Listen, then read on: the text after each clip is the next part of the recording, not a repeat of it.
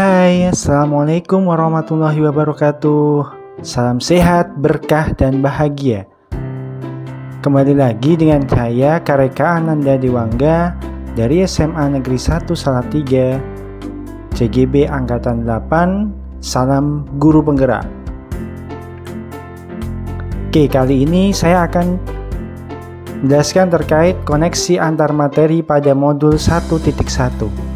yaitu kesimpulan dan refleksi tentang pemikiran Ki Hajar Dewantara. Yuk langsung saja kita simak. Kesimpulan dan penjelasan mengenai pemikiran-pemikiran KHD. Yang pertama adalah menuntun. Sebagai seorang guru harus paham bahwa pendidikan adalah menuntun segala potensi dan kekuatan kodrat pada anak agar mencapai keselamatan dan kebahagiaan setinggi-tingginya, baik sebagai manusia maupun anggota masyarakat. Pendidikan hanya menuntun tumbuhnya kekuatan kodrat anak agar memperbaiki laku hidupnya.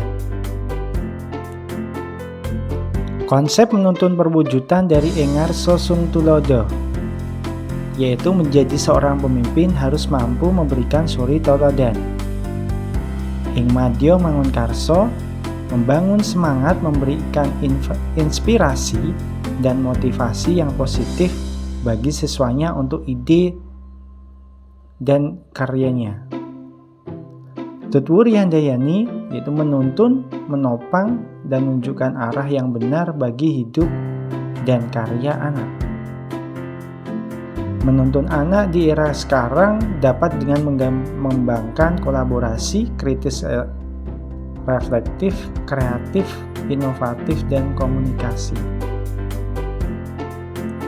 Nah, menuntun dalam konteks sosial budaya di dalam masyarakat sekitar. Yang pertama, menuntun dalam konteks sosial budaya adalah menebalkan kodrat anak agar dapat mewariskan kekayaan sosial budaya masyarakat setempat sehingga anak tidak lupa dengan jati dirinya.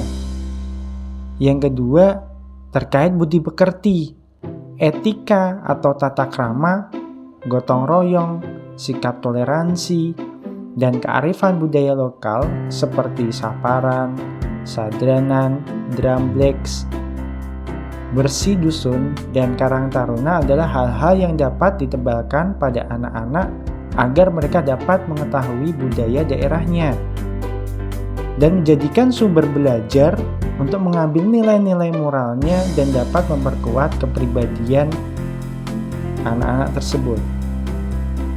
Yang ketiga, penguatan sosial budaya dapat diaplikasikan secara nyata melalui program sekolah seperti 7S, salam, sapa, senyum, sopan santun, semangat selalu. Kemudian proyek mata pelajaran dari masing-masing mata pelajaran dan proyek penguatan profil pelajar Pancasila yang khususnya pada dimensi gotong royong, berkebinekaan global, kreatif, mandiri, beriman, bertakwa kepada Tuhan Yang Maha Esa, dan berakhlak mulia, serta bernalar kritis. Kodrat alam dan kodrat zaman. Kodrat alam adalah kondisi anak sejak lahir yang dipengaruhi kultur budaya dan lingkungan tempat anak tinggal. Dalam menuntun anak, seorang guru harus menyesuaikan kodrat alam. Anak dituntun untuk berkembang dengan menggali kekuatan sosial budayanya sehingga membentuknya sesuai pemikiran Ki Hajar Dewantara tentang budi pekerti, yaitu cerdas lahir dan cerdas batin. Sedangkan kodrat zaman selalu terjadi dan berubah-ubah dari waktu ke waktu, sehingga seorang pendidik harus membekali anak agar mampu menyesuaikan dan beradaptasi sesuai perkembangan zaman. Nah, di era sekarang dapat dicontohkan dengan membuat proyek dengan memanfaatkan teknologi dan media sosial. Pendidikan berpusat pada murid, itu melayani anak dengan ikhlas, cinta kasih, welas asih agar anak berkembang sesuai kodratnya. Guru tidak menuntut hak pada anak, tetapi lebih fokus ada melayani, membimbing, mendampingi anak, membuat nyaman dan senang, serta mengarahkan yang benar. Proses pembelajaran pun dilaksanakan secara diferensiasi dan student center. Itu memberikan kesempatan murid untuk menggali potensinya. Guru tetap melayani murid yang memang membutuhkan pembimbingan khusus karena sejatinya anak mempunyai kodrat dan potensi yang berbeda-beda. Anak bukan tabula rasa. Konsep pemikiran Ki Hajar Dewantara bahwa anak seperti kertas dengan penuh coretan. Nah, tugas guru adalah menebalkan kodrat positif anak yang masih samar-samar agar memperbaiki lakunya menjadi manusia seutuhnya. Kemudian menebalkan laku anak dapat melalui kekuatan sosial budaya masyarakat setempat. Dan pendidikan kebudayaan merupakan hal yang penting yang harus terus bergerak karena pendidikan adalah tempat persemaian benih-benih kebudayaan.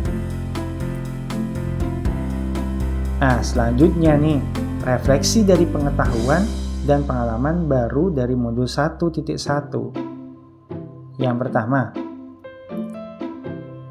apa yang saya percaya tentang murid dan pembelajaran di kelas sebelum saya mempelajari modul 1.1? Nah, yang saya percaya tentang murid dan pembelajaran di kelas sebelum saya mempelajari modul 1.1 yaitu belum berpusat pada murid karena hanya mentransfer materi pembelajaran saja atau lebih berpusat pada guru. Kemudian kurang memahami karakteristik murid karena masih memperlakukan dan menuntut yang sama, yaitu menyelesaikan dan memperoleh ketuntasan yang sama terhadap semua murid. Proses pembelajaran pun membosankan karena kurang metode, model, dan berdiferensiasi pembelajaran, serta masih menganggap anak yang tuntas nilainya adalah anak yang sukses. Nah, apa saja yang berubah dari pemikiran atau perilaku saya setelah mempelajari modul ini? Yang berubah adalah yang pertama, guru harus menjadi fasilitator. Pembelajaran berpusat pada murid.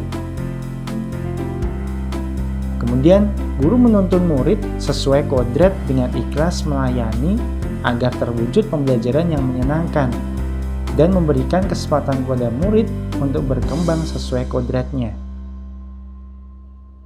Setiap anak tidak harus sama dalam menyelesaikan setiap tujuan pembelajaran.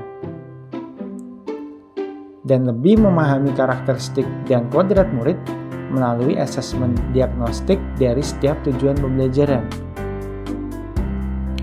Mencoba merencanakan dan melaksanakan pembelajaran dengan diferensiasi baik metode, media, maupun proyek yang dihasilkan murid sesuai potensi, bakat, dan minatnya. Dan yang paling penting adalah mencoba memberikan pembelajaran yang bermakna bagi murid untuk kehidupan selanjutnya.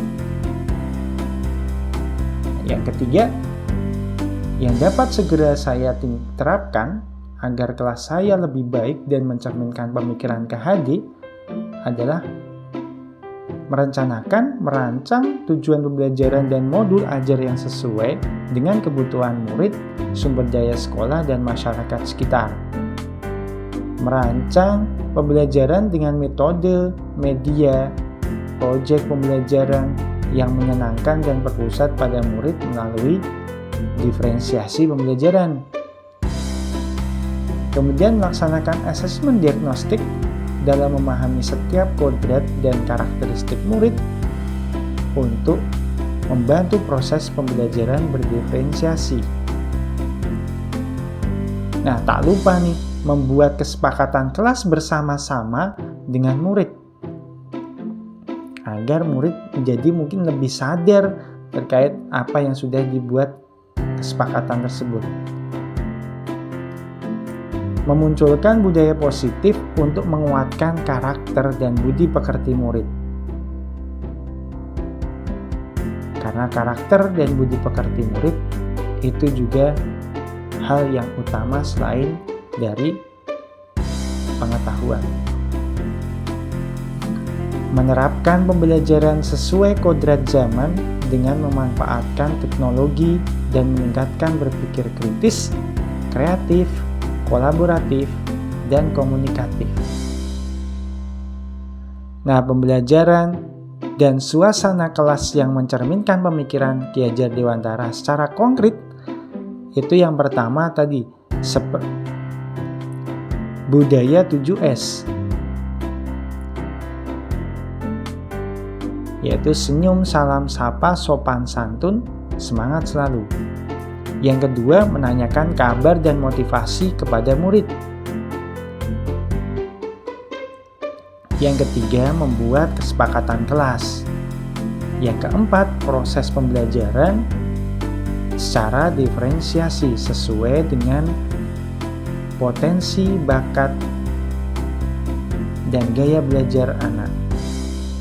Yang kelima, berkolaborasi antar sesama. Yang keenam, menumbuhkan sikap toleransi antar teman, antar guru, antar beragama, antar suku, dan lain sebagainya. Yang ketujuh, guru coba mendampingi siswa jika ada kesulitan ataupun mengarahkan siswa ke hal yang benar. Yang kedelapan, mengembangkan bakat kreatif dan komunikatif siswa saat presentasi dan membuat produk.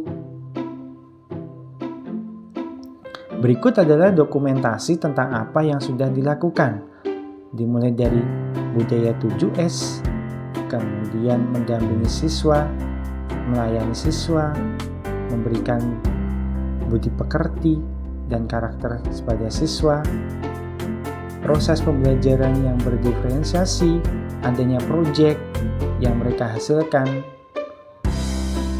Itulah beberapa dokumentasi terkait yang sudah saya lakukan.